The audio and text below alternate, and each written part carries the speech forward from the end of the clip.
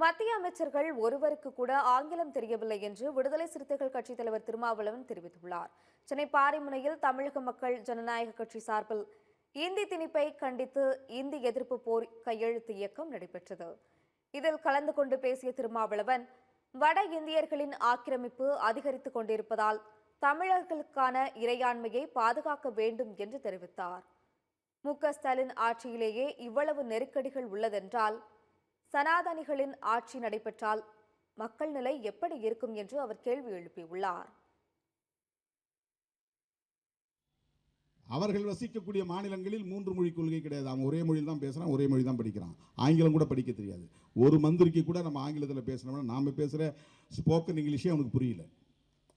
நாம் பேசுகிற ஸ்போக்கன் இங்கிலீஷே அவனுக்கு புரிய மாட்டேங்குது. இங்கிலீஷ் எந்த மந்திரியும் இங்கிலீஷில் பதில் சொல்கிறதே கிடையாது. நம்ம போய் அதிக அமைச்சர்களை தனியாக பார்த்து பேசும்போது அவங்க ஹிந்தியில் தான் பேசுகிறாங்க.